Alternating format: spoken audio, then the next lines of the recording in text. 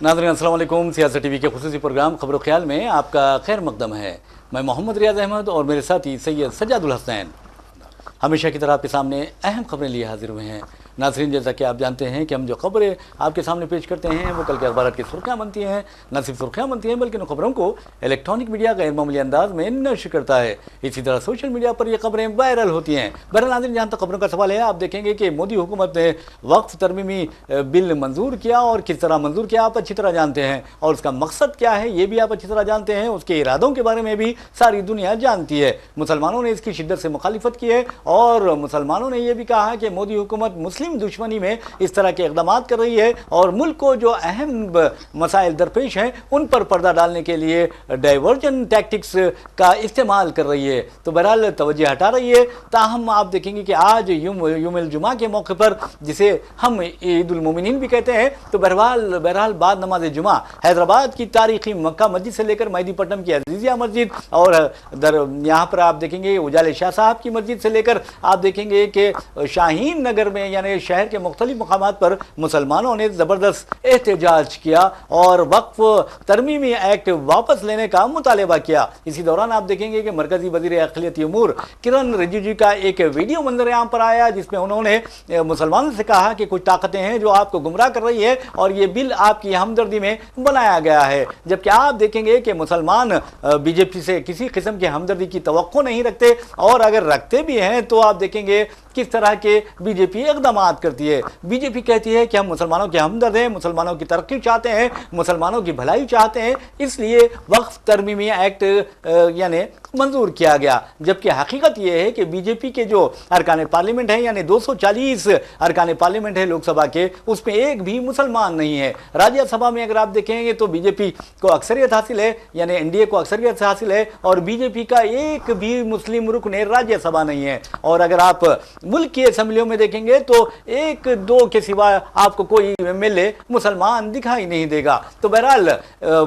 BJP मुसलमानों के साथ नाइंसाफी करती है, मुसलमानों के साथ तासुब बरतती है, जानिबदारी का मुजाहरा करती है और फिर दावा करती है कि हम मुसलमानों की हमदर्दी में ये बिल लेकर आए हैं। जबकि ये जो बिल आया है वो हमदर्दी में नहीं बल्कि दुश्मनी में आया है, इस तरह का कहना मुसलमानों का है। और अब आप बता दूं कि सारे हिंदुस्तान में आज जबरदस्त एहतजाज किया गया। लखनऊ में भी नारे बुलंद किए गए इस बिल के खिलाफ, इसी तरह बिहार में और मुल्क के मुख्तलिफ मुकामात और हैदराबाद में तो मिसाली एहतजाज देखने में आया है। तो बहरहाल हमारे साथ हैं सज्जाद साहब और हम चलते हैं सज्जाद साहब से और पूछते हैं कि आज का जो एहतजाज रहा उससे क्या हुकूमत को मैसेज गया है। यकीनन देखिए, लखनऊ में जिस तरीके से एहतजाज हुआ और आगरा में जिस तरीके से एहतजाज हुआ जी, और फिर दीगर जो है यूपी के शहरों में जो मुसलमान अक्सरियत शहर हैं, जैसे कि मुरादाबाद है, जैसे कि संभल है, जैसे कि जो है इलाहाबाद है, जैसे कि और भी जो है शहर हैं वहाँ के, सहारनपुर है, तो मुख्तलिफ़ शहरों में वहाँ से भी एहतजाज की खबरें आ रही हैं। हालांकि आपको याद होगा कि इससे पहले मुजफ्फरनगर में जब एहतजाज हुआ था गुज़िश्ता जुमा में, जब बिल पार्लियामेंट में पेश किया जा रहा था, उससे एक दिन पहले जुमा की नमाज में जब एहतजाज किया था मुसलमानों ने काली पट्टियाँ बांध के, तो तब जो है उनके खिलाफ 2-2 लाख रुपए का जो है जुर्माना आयद किया गया था पुलिस की जानिब से। तो अब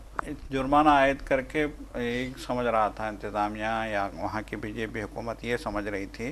कि हमने मुसलमानों को डरा दिया है। लेकिन आज जिस तरीके से मुंबई से लेके कोलकाता से लेके हैदराबाद से लेके लखनऊ से लेके मुख्तलिफ़ शहरों में, दिल्ली से लेके केरल तक जी, जिस तरीके से एहतजाज हुआ है मुसलमानों का, यकीनन वो फ़क़ीदुल मिसाल है, काबिल जो है तारीफ़ है कि इतनी बड़ी तादाद में लोग आए। देखिए, लोगों का एक ही बात कहनी है लोगों की कि हम अपने मजहबी मामलात में मुदाखलत नहीं, किसी की मुदाखलत बर्दाश्त नहीं करेंगे, किसी की मुदाखलत बर्दाश्त नहीं करेंगे। जी जी। आपने पार्लियामेंट में जिस तरह के झूठे दावे किए हैं, जिस तरह से आपने भी देखा होगा कि रात देर गए थे कि वहाँ पे जो है जब लोकसभा में बिल पेश किया गया तो 2:30 बजे रात तक जो है एक तमाशा था बस। बिल्कुल। तो किस तरीके से दावे किए जा रहे थे। फिर राज्यसभा में भी जो है बिल पास हुआ तो उस वक्त भी जो है بی جے پی کے ارکان پوری طاقت سے یہ کہنے کی کوشش کر رہے تھے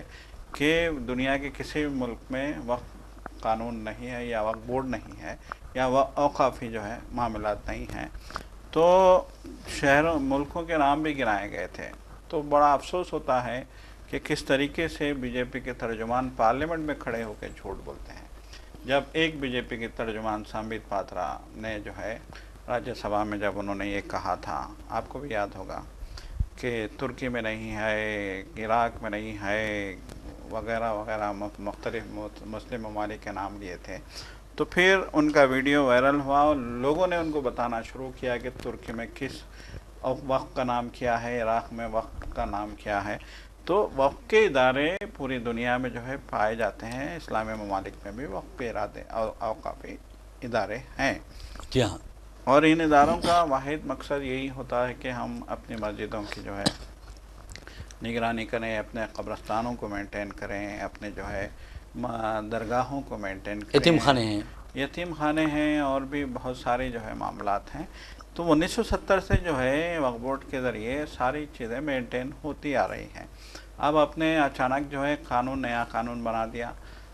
جب آپ کو جے پی سی میں جب یہ معاملہ گیا تھا، جگدمبکا پال جو بی جے پی کے جو ہے ممبر ہیں، سانسد ہیں، ان کی قیادت میں جب یہ معاملہ جو ہے جے پی سی کے حوالے کیا گیا تھا، جوائنٹ پارلیمانی کمیٹی کے حوالے، اور اس کمیٹی نے جب جو ہے اسٹیک ہولڈر سے ملاقات کا پروگرام بنا کے سری نگر سے کیرلا تک کا سفر کیا تھا، جی جی، وہ ہر ریاست کے کیپٹل میں گئے تھے، وہاں انہوں نے اسٹیک ہولڈر سے بات کی تھی۔ تمام کے تمام اسٹیک ہولڈرز نے بیک آواز یہ کہا تھا کہ ہم اس بل میں کسی قسم کی ترمیم نہیں چاہتے۔ وقف بورڈ 1900 باضابطہ جو ہے آزادی کے بعد سے لے کے اب تک 92 میں جو ہے اس میں کچھ ترامیم 95 میں، تو 95 سے لے کے اب تک جیسا چل رہا ہے وہ ویسا ہی چلتے رہنا چاہیے، ہم اس میں کسی قسم کی ترمیم نہیں چاہتے۔ تو پھر آپ مزید کیوں ہیں؟ سب سے بڑا سوال یہ ہے کہ آپ عجیب و غریب قسم کی جو ہے دیکھیے ہندوستان میں معاشی صورتحال کیا ہے، آپ اس پہ توجہ دیجئے، بے روزگاری کیا لیول تک پہنچ گئی ہے اس پہ توجہ دیجئے۔ اپنے ہی ملک میں لوگ اپنے ہی جو ہے ریاستوں سے پلائن کرنے کے لیے مجبور ہیں، ہجرت کرنے کے لیے مجبور ہیں۔ آپ نے دیکھا ہوگا ابھی خبر آئی ہے پٹنہ میں جو ہے کانگریس نے کتنا بڑا احتجاج کیا روزگار کو لے کر کے، جو ہے بہار میں روزگار کے کتنے بڑے مسائل ہیں۔ تو یہاں سب سے بڑا سوال یہ ہے کہ وقف بل کے ذریعے دیکھیے صاف طور پہ اپوزیشن جماعتیں کہہ رہی ہیں بی جے پی کی نظر اوقافی جائیدادوں پہ ہے، قیمتی ترین جائیدادوں کو ہڑپنا چاہتی ہے۔ اس نے یہ بل بنایا، بل میں جو ہے ہر بورڈ میں 10 غیر مسلم ارکان کو ممبر بنانے کی جو ہے گنجائش رکھی گئی ہے، اور ڈسٹرکٹ مجسٹریٹ کو جو ہے پوری طریقے سے اتھارٹی بنا دیا گیا ہے کہ اگر کوئی متنازع معاملہ تنازع والا جو ہے معاملہ آتا ہے وقف بورڈ کی املاک کے حوالے سے، تو پھر فائنل جسٹس جو ہے ڈسٹرکٹ مجسٹریٹ کرے گا، ڈسٹرکٹ کلیکٹر کرے گا۔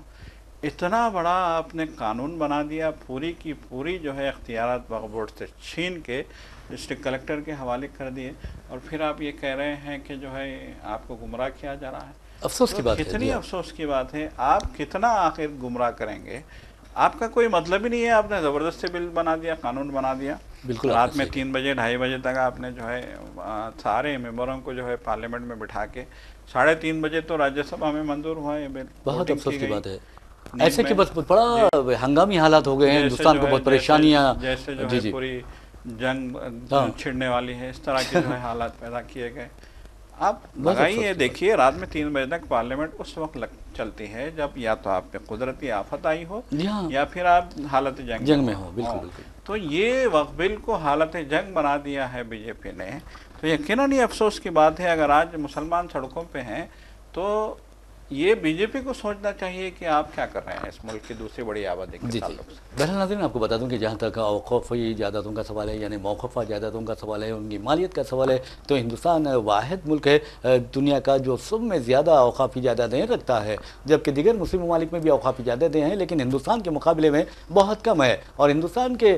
بارے میں یہ کہا جا رہا ہے، انٹرنیشنل میڈیا میں خاص طور پر آپ دیکھیں گے کہ الجزیرہ وغیرہ میں جو خصوصی رپورٹس شائع ہو رہی ہیں وقف ترمیمی بل سے متعلق، اس میں واضح طور پر کہا گیا ہے کہ تقریباً 14 ارب سے زائد مالیت کی اوقافی جائیدادیں ہندوستان میں ہیں۔ اور آپ کو یہ جان کر حیرت ہوگی کہ حکومت کی نیت اس لیے بھی خراب ہے، اس لیے بھی بدنیت کہا جا سکتا ہے حکومت کو، کیونکہ مکیش امبانی ہمارے دو آپ نے سنا ہوگا، کہیں آپ یہ سمجھ رہے ہوں گے کہ یہ آبادی پر کنٹرول کرنے کا نعرہ ہے، نہیں، بلکہ راہل گاندھی نے یہ کہا تھا وزیر اعظم نریندر مودی اور امت شاہ کے ساتھ ساتھ امبانی اور اڈانی کو لے کر، جن میں جتنا پیار اتنی محبت ہے کہ وہ تمام کے تمام ٹھیکے امبانی کو دیتے ہیں یا اڈانی کو دیتے ہیں، اس طرح کا الزام بھی راہل گاندھی نے عائد کر دیا تھا۔ تو بہرحال کہنے کا مطلب ہے ہمارے دو کے فائدے کے لیے آپ نے دیکھا کہ کس طرح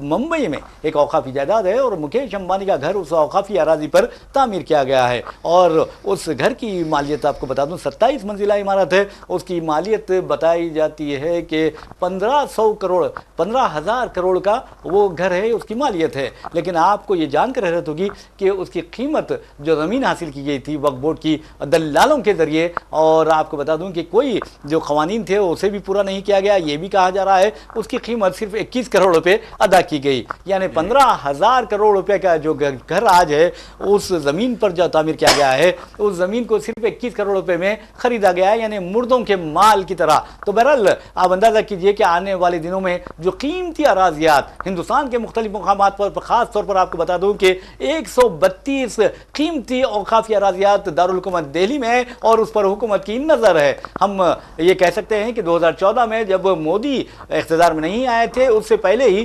کانگریس نے، خاص طور پر سونیا گاندھی نے مسلمانوں سے یہ وعدہ کیا تھا کہ 132 جو جائیدادیں مختلف یعنی اربن ڈیولپمنٹ اتھارٹی کے پاس ہے یا اربن ڈیولپمنٹ کی جو منسٹری کے پاس ہے، وہ ہم وقف بورڈ کو واپس کرتے ہیں، اور انہوں نے اپنا وعدہ پورا کیا اور 132 قیمتی موقوفہ جائیدادوں کو وقف بورڈ کے حوالے کر دیا تھا۔ اب بی جے پی اس پر نظر لگائے ہوئے ہے، اور اب دیکھنا یہ ہے کہ بی جے پی قائدین کس طرح ان اوقافی جائیدادوں کی بندر بانٹ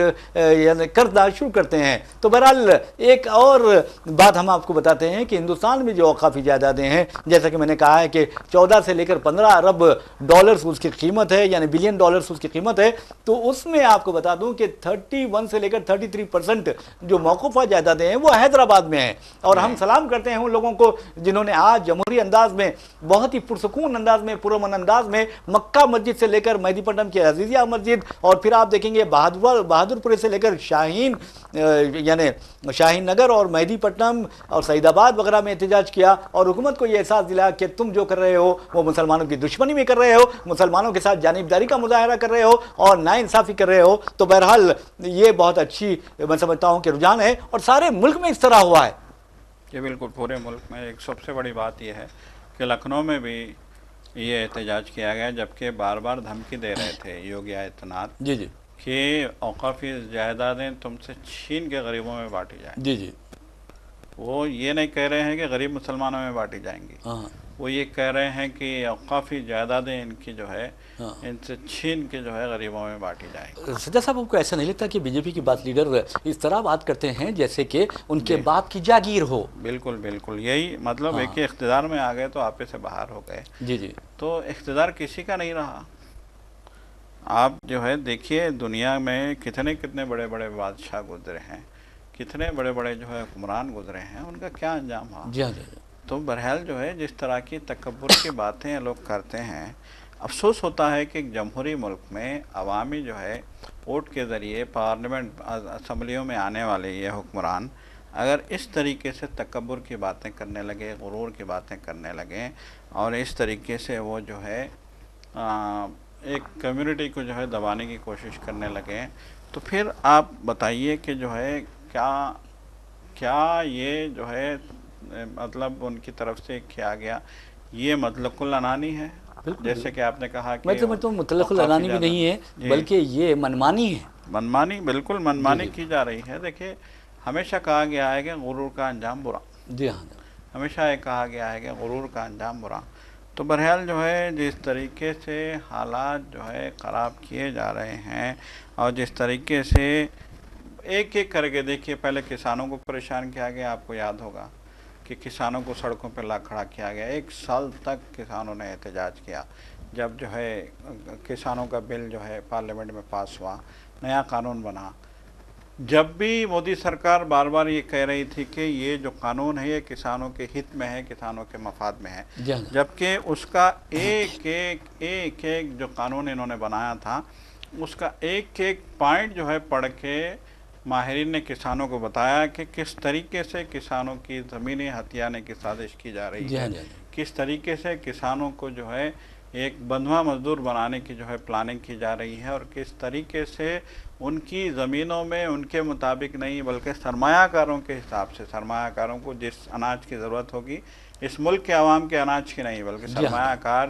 دیکھیں گے کہ یورپ میں کیا ڈیمانڈ ہے، تو وہ اناج جو ہے اگانے کے لیے اس قانون میں گنجائشیں فراہم کی گئی ہیں. تو تب دیکھیے 1 سال تک جب کسان احتجاج کرتے رہے تو تب جو ہے مجبوراً واپس لیا گیا ہے. لیکن کسانوں کا کہنا ہے کہ ابھی تک اس سلسلے میں کوئی افیشیل ڈکلیریشن نہیں آیا. افسوس کی بات ہے، میں سمجھتا ہوں کہ 720 کسان اپنی زندگیوں سے محروم ہو گئے تھے. بالکل بالکل، کسان زندگیوں سے بھی محروم ہوئے. کسانوں کی جو ہے کیا حال، آج بھی کسان احتجاج کر رہے ہیں، ایم ایس پی کو لے کر احتجاج کر رہے ہیں. آج بھی کسان جو ہے دلی کی بارڈر پہ بیٹھے ہوئے ہیں، ہریانہ میں کسان احتجاج کر رہے ہیں، یو پی میں کر رہے ہیں. تو بہرحال جو ہے اس سے پہلے سی اے کا قانون پاس کیا گیا. پہلے تو جو ہے سٹیزن شپ امینڈمنٹ بل لایا گیا، پھر اس کو جو ہے قانون کی شکل دی گئی. تب بھی لوگوں نے احتجاج کیا، خاص طور پہ مسلمانوں نے بہت احتجاج کیا. تو بار بار یہ کہا جا رہا تھا دیکھیے کہ یہ جو ہے آپ سے کوئی تعلق نہیں ہے اس قانون کا. لیکن ایک بات ہے، دیکھیے سجاد صاحب، عدالتیں کیا کر رہی ہے؟ عدالتوں کو بھی اچھی طرح معلوم ہے کہ یہ مذہبی بنیاد پر بنایا گیا بل ہے. آپ دیکھیں گے ہندوز ہے اور آپ سکھ ہیں، عیسائی ہے، بدھسٹ ہیں، جین ہیں، اور یہ تمام کو آپ شہریت دیتے ہیں، لیکن مسلمانوں کو اس سے آپ خارج یعنی دور رکھتے ہیں. تو اس کا مطلب یہ نہیں ہے کہ یہ مذہبی کی بنیاد پر بنا ہوا ہے. بالکل مذہب کی بنیاد پہ ہی یہ بنایا گیا تھا. تو سی اے کے خلاف بھی جو ہے جب پورے ملک میں تحریکیں چلی، پورے ملک میں پروٹیسٹ ہوا، تو تب جا کے جو ہے اس معاملے، دیکھیے وہ معاملہ بھی ابھی بھی واپس نہیں لیا گیا ہے، لیکن بی جے پی نے اس معاملے میں خاموشی اختیار کی ہے. تو بہرحال جو کچھ بھی ہو، معاملات کو ایسا معلوم ہوتا ہے کہ بی جے پی اصل معاملات سے لوگوں کا ذہن بٹانے کی کوشش کرتی ہے. اس طرح کے بل جو ہے پارلیمنٹ میں لا کے یہ محسوس ہوتا ہے، سی اے کا معاملہ ہو یا پھر جو ہے کسانوں کے بل کا معاملہ، قانون کا معاملہ ہو، طلاق ثلاثہ یا پھر طلاق ثلاثہ، اس سے عوام کا کیا فائدہ ہے؟ عوام روٹی چاہتی ہے، عوام روزگار چاہتی ہے، اس طرف تو کوئی توجہ نہیں ہے. صرف راہل گاندھی بھی آج کہہ رہے تھے کہ گنے چنے جو ہے سرمایہ کاروں کو فائدہ پہنچانے کے علاوہ مودی سرکار کسی قسم کا کام نہیں کر رہی ہے. انہوں نے روزگار دینے کا وعدہ کیا تھا اس 2024 میں جب وہ الیکشن کے لیے آئے تھے عوام کے بیچ میں، تو انہوں نے کہا تھا کہ ہم نوجوانوں کو روزگار دیں گے.